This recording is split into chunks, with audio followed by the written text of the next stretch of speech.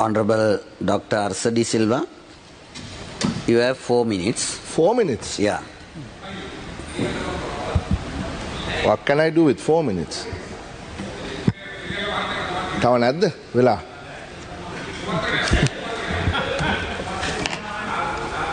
Right. Okay. There's nothing I can do in 4 minutes. I'll just respond to my colleague, Mr. Ali Sabri.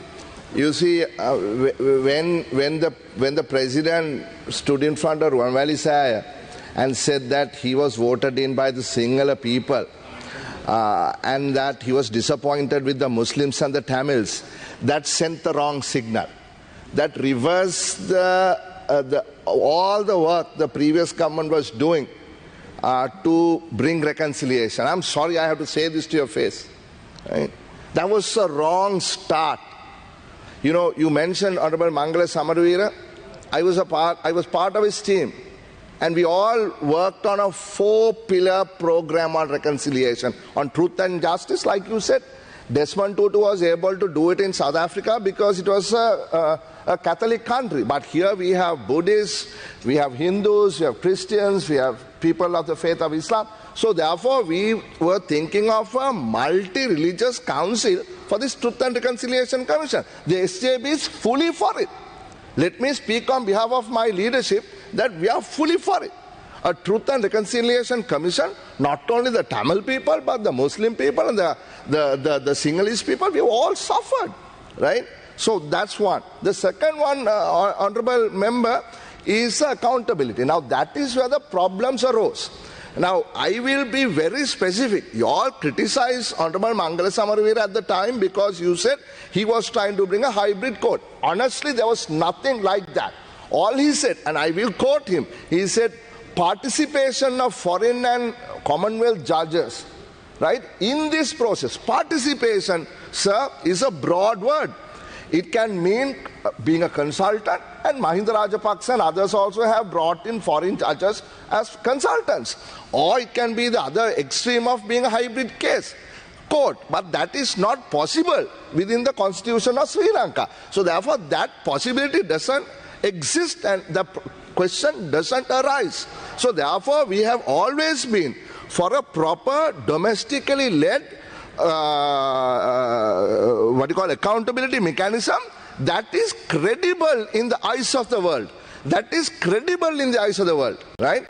That's the second point. The third point, of course, is on reparation.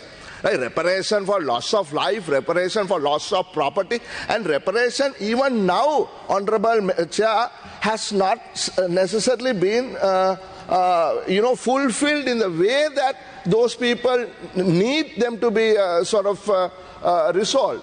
For instance, their property is still being occupied, shall I say, by others. Poor women who are cultivating their land are unable to do so because occupiers have actually gone and put other buildings on it, etc. Hotels have been built on those. Mansions. I visited a mansion that was built for President Gotabaya Rajapaksa. It was a massive thing. It had 2 swimming pools. Chairs imported from I don't know where in the world, they said. And furniture was exorbitant. Right? That's the third thing. Reparation must be done. And the fourth thing, Mr. Chairman, is non-recurrence. We must never let this happen again. And that is why we need a new constitution. And I am standing here as a member of the Samaga Jana Balavega, and I'm speaking on behalf of the party that we are for reconciliation, that we are looking to build a sustainable peace in this country. I must extend my hand to our friends in the north. We know the election for ITAC has brought in a new leadership, and we have already spoken to Mr. Siddharthan, and we wish to continue that dialogue further. Because we are a political party that have always stood for reconciliation. Oh, he resigned yesterday? What do you mean? Honorable, I yield to Honorable Raghavan. No, but that's if Honorable Raghavan is saying that he has resigned from the leadership of the party. Yeah. I don't know what media report. We haven't seen that. Member, your time is I don't want to get into an argument with you, sir. I am not aware of that. Honorable member.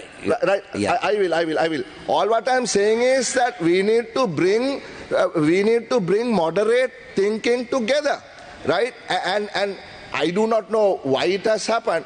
But nevertheless, I am only speaking on behalf of the Samaga Jana Balavegya, and we are for the implementation of the constitutional amendment that we as members of this parliament have agreed on.